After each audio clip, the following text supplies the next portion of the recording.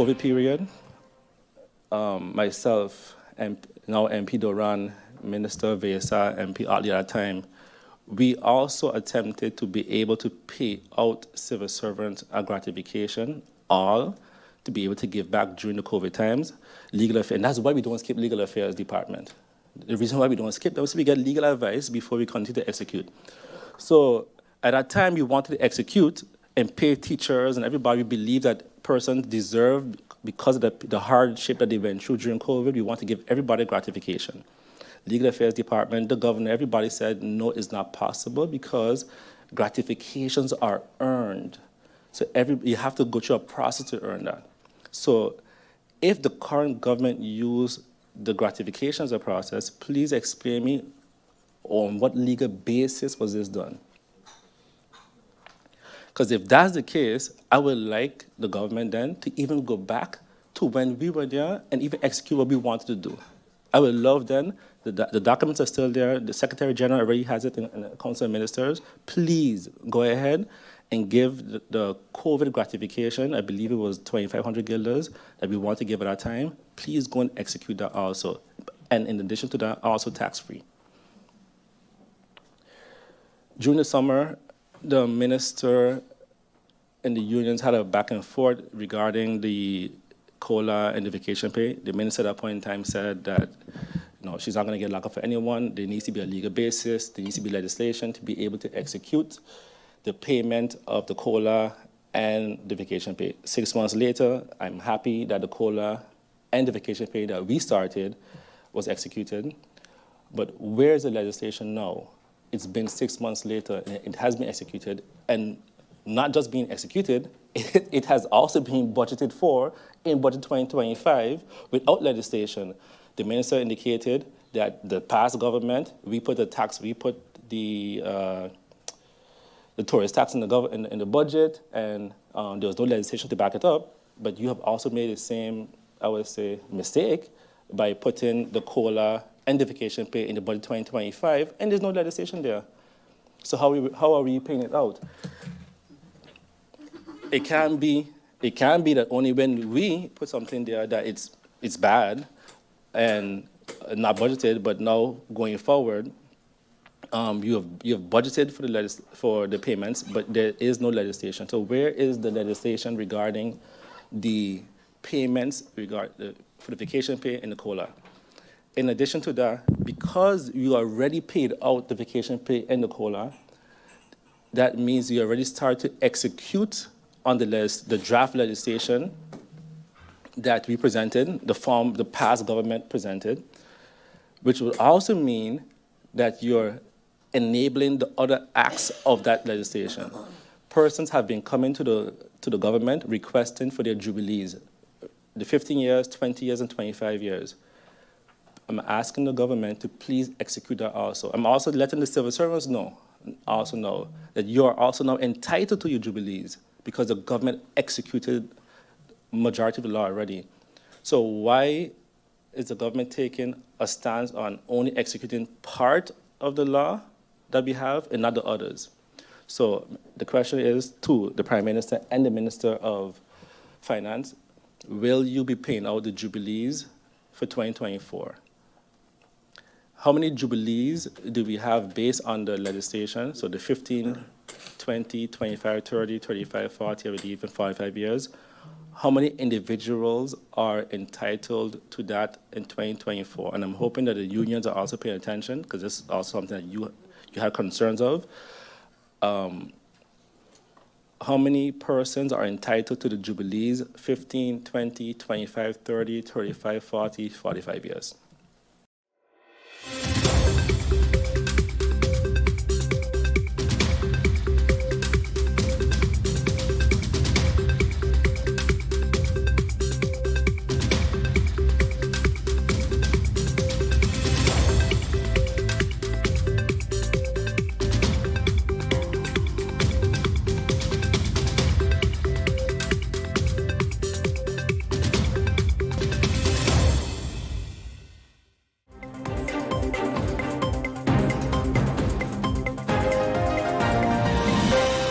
Upon perusing the budget, I think it's more of a general question because I found the budget something easy to like but very hard to love for the following reasons. Easy to like in the sense of 99% of the projects that I'm seeing in it is of that of the prior government, but harder to love in the sense of, as you alluded to, there were no new policies, but you explained in depth why.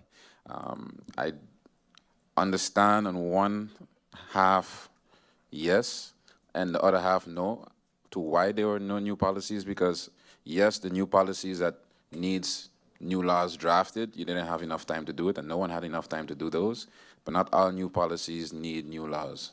So I'm still a bit perplexed to why zero new policies were in the budget. And if I saw you had you spent a lot of time explaining why no new policies were in the budget. But if that's the case, then I'm also of the opinion that the manner in which the CC is being handled should have been done otherwise as well. Meaning the following, because now I'm going through a budget and I still don't know what the plans are of this sitting government. And I understand that in January we're getting an in-depth presentation from the ministers, but right now we're sitting here in December, right? And you know, the ministers come in, they sit down to listen to all our questions, and they get to answer the questions based on what we pose. But we don't know exactly what to pose because we don't know what's going on in the ministry. So all the questions, even I look back, Madam President had very good questions, some of them I had as well, but she didn't need to read the budget to have those questions. Those questions didn't come directly out of the budget. So what I would have expected going into this budget, Madam President alluded to a coalition agreement. Is this coalition agreement confidential or something? Because we don't have it as yet. So the governing program, the governing accord, at least if we had that, we would have something to compare this budget to hold the government some kind of how accountable for something. Because now we're asking questions not based on your plans, we're asking questions just based on general knowledge. And I don't think that's the idea of this CC. So in order for us to go in depth on things that we're going to get in December, I think we're working backwards. So that's my feedback on that one point. Considering also, I get more information on what this government in particular, also Ministry of Finance wants to do moving forward in newspaper articles than I get in this budget. So I think we could have done things a bit differently, and that's not a shot at in no way, shape, or towards the minister in particular, but I just feel we should have handled this CC differently. Concerning my questions, I have a few questions for the minister in particular. The debt to GDP ratio and the interest to GDP ratio. May I have those from the years 2010, 2015, 2018, 2020, and 2024. As it pertains to the tax to GDP percentage, I would like to know what's the minister's plan, because I'm seeing a lot of, I would say, ad hoc plans for taxation, transaction tax, the new vehicle tax, garbage tax from the Minister of Romy. But what is the long-term plan as it pertains to tax to GDP percentage? Because Simadan is 27%, Aruba is 35%, Holland is 39%. We know where we don't want to go, but the question is, where are we going, right? Because I don't think the idea is to implement all these tax ideas and then to find out what our percentage is then. I think we will be at a surprise at that moment, and I think we're working backwards if we were to do it that way. So what is the exact plan for tax to GDP percentage? Also, I have a question as it pertains to the vehicle tax plan that I saw the minister shared in the paper. I don't know if it was last week, this week, last week. I would like the minister to take the time out when she has a chance to explain it, because maybe it was me, but I don't think the article represented what the minister's idea is, because I couldn't really follow what was written. I think it had some mistakes in it. So I didn't get the complete gist of what the minister wants to do when it comes to the article. So if she can clarify that for me, because how I read it, it's going to be based on weight, and the weight classification begins at 3,500 kilograms vehicle. Now, for example purposes, I drive a truck, a very sizable one. And according to what I read and how I understood your article, I would be paying, or basically somebody that drives a Kia Picanto would be paying the same amount of tax as I would be paying for my truck. Because my truck is 2,600 kilograms, and the current idea as I read it, I don't know if I understood it properly, as I read it, the category begins, the difference in price comes at 3,500 kilograms. So if the minister could explain or clarify, maybe I understood it wrong, I don't know if I'm the only one that read it that way, but if she could clarify that, I would appreciate it very much. Additionally, I would like to know who did the minister consult with, which external experts did the minister consult upon coming up with this vehicle taxing based on weight? And also, was the Minister of Romy consulted in the matter?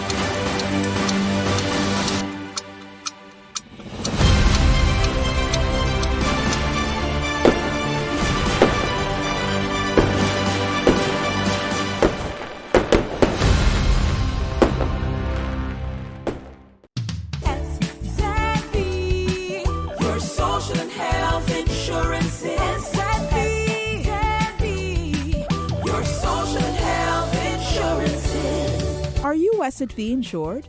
Do you have a valid medical insurance status? SXM is cardless. Request your My SXM account today and enter the virtual office of SXM. Go to sxv.sx and sign up now. SXM, yeah. Your social health insurances. St. Martin, here's some exciting news from the Division Study Financing.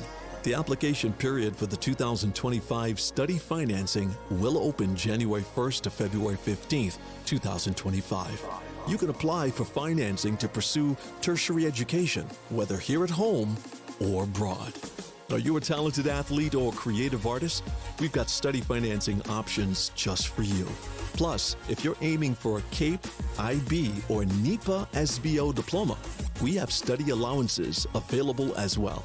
So, for all the details, visit our website at studyfinancing.sx. That's studyfinancing.sx. And don't miss our public information sessions on December 12th and January 16th at the Government Administration Building, starting at 7 p.m.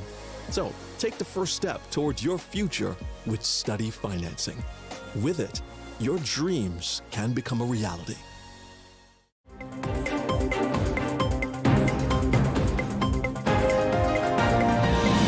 I would just like to ask, and again, I'm not sure if this is exactly for the Minister of Finance, but because I think that when you look at vacancies, it's normally a general policy that is regulated via the Ministry of Finance, whether or not we have space for vacancies. So I went through the budget, and I saw that there were some possibilities for filling of vacancies. However, I did not see any possibility for filling of vacancies in justice and in particular in the prison.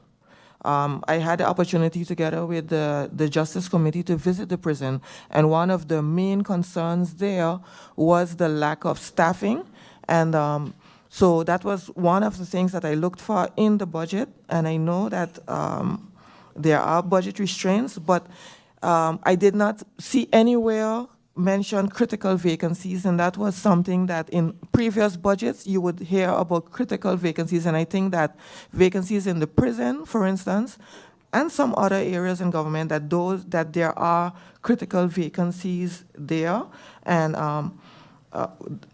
this can lead to unsafe situations for not only the guards, but also for the inmates. And so that is why I wanted to ask the Minister of Finance if there's anything has been put in place for critical vacancies still in 2025.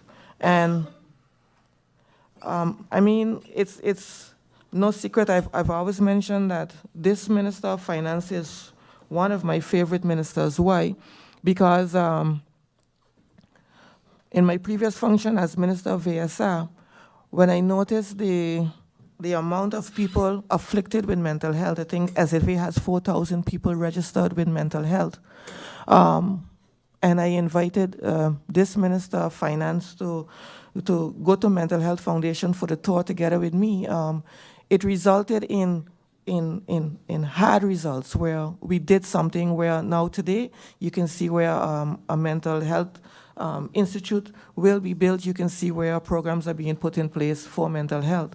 Similarly, I would like to take this opportunity, via you, Madam Chair, is a bit unorthodox, but I'd like to take this opportunity to invite the Minister of Finance to go with me, go with the Justice Committee, with the chair of the Justice Committee, to see the prison, to see the current state of the prison, because I think that firsthand, if once we see some of what is going on, we will be moved to at least make some small changes and to make money available. When I hear also the minister mention 26 million loan unused, etc., I'm looking at where can we tap in, and because we cannot wait until 2 years when the phase 2 is finished in the prison to give change, because we are bordering on human rights violations. And so,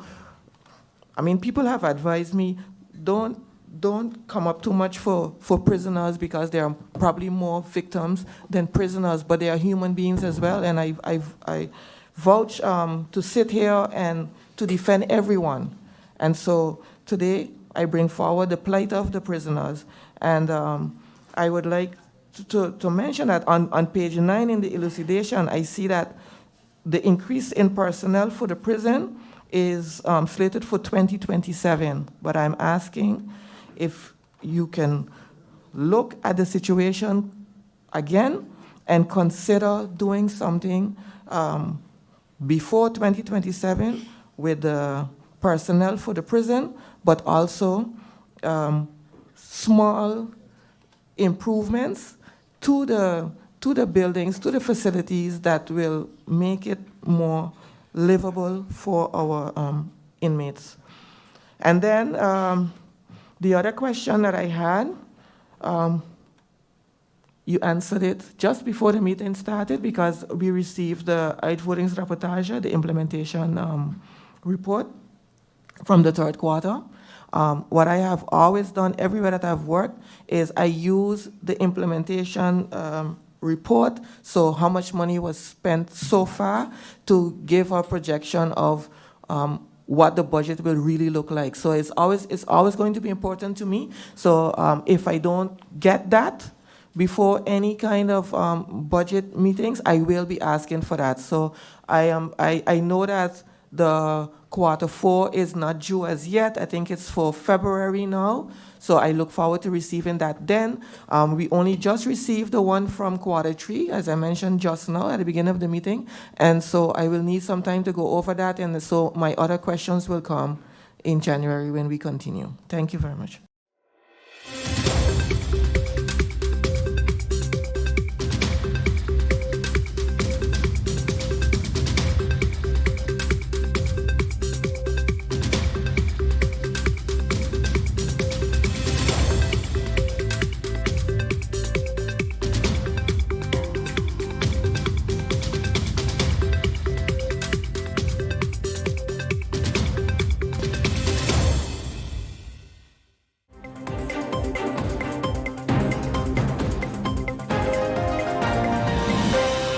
To the Minister of Finance, during the amendment, I echoed numerous times that a meeting should be held and an idea, a brainstorming session should be held between the Council of Ministers and the members of Parliament on revenue generating ideas.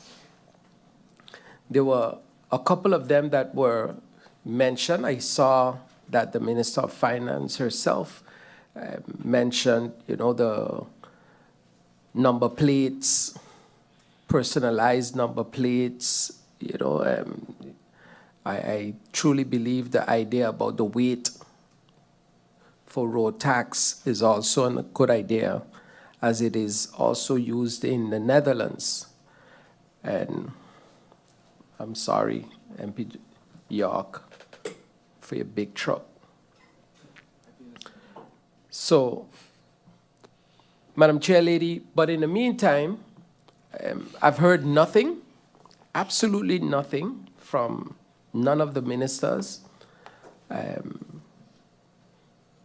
either from the Presidium when it comes to putting that meeting together, which would help the whole country. And in a meeting like that, you will definitely have not just a coalition, but also the minority bringing ideas.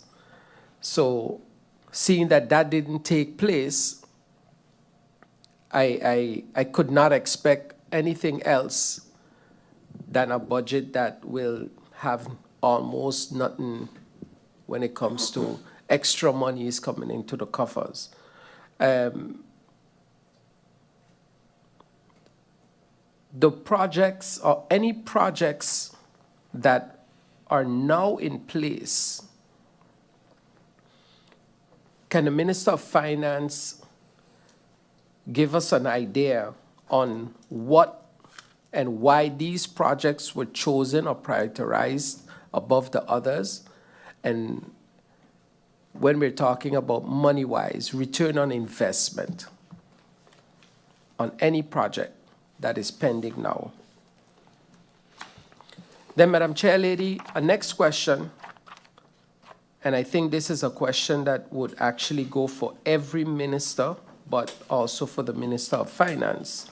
When a project is actually paid for by government, whose responsibility it is that that project is properly executed?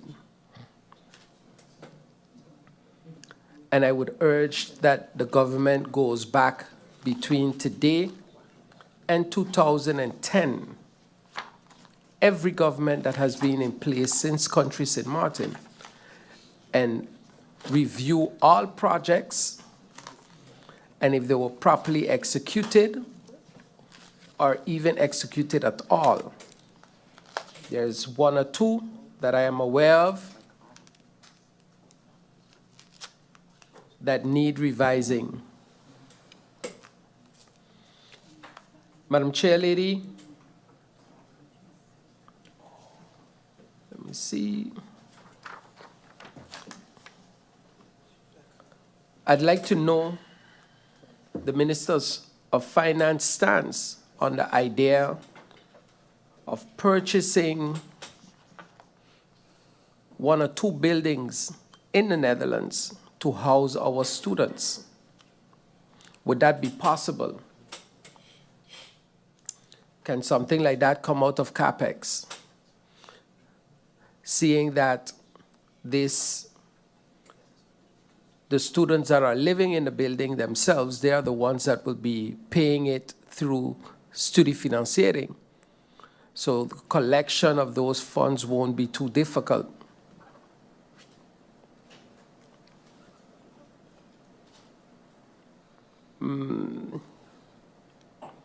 And I truly like the idea that that Member of Parliament Webster Janssen mentioned concerning the visit to the Point Blanche House of Detention. So I will definitely be looking forward to that date on when we do something like that.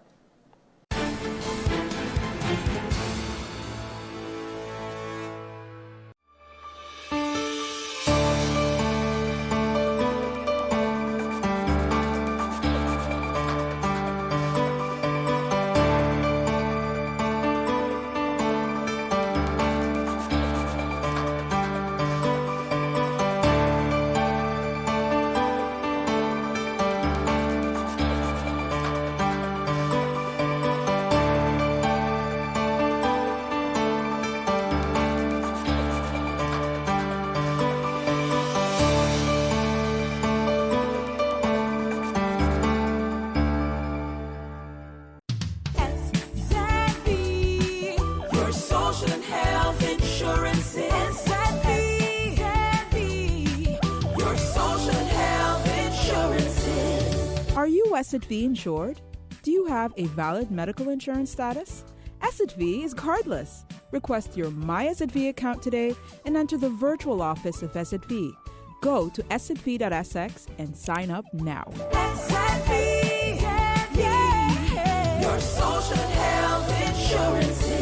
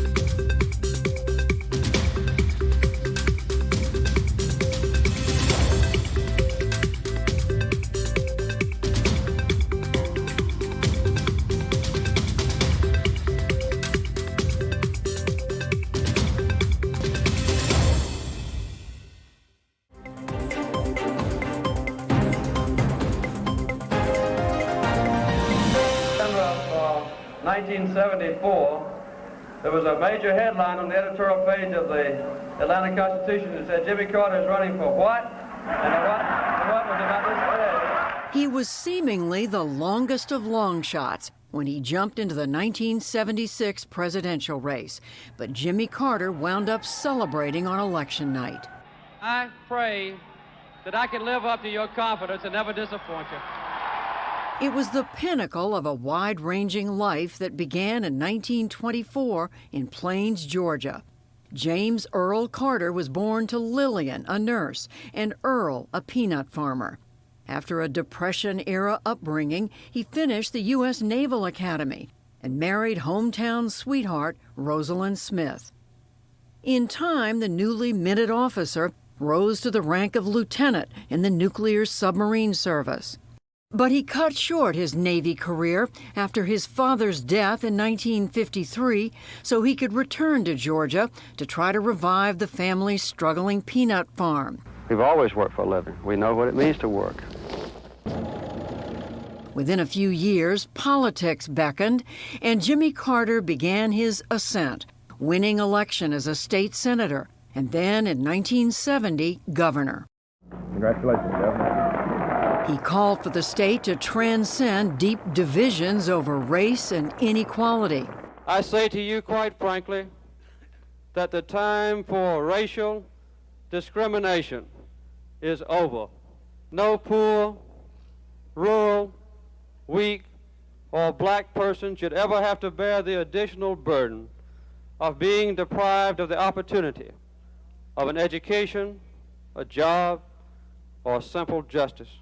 Through it all, Jimmy Carter remained active, especially in his well-known work for Habitat for Humanity, building homes for the poor, and he continued teaching Sunday school in his hometown of Plains. President Biden visited the Carters there early in his term and said the former president had shown the nation what it means to be a public servant. Age and illness ultimately forced Mr. Carter into home hospice care. And in late 2023, he suffered his greatest loss when Rosalind Carter died at 96. They had been married for 77 years.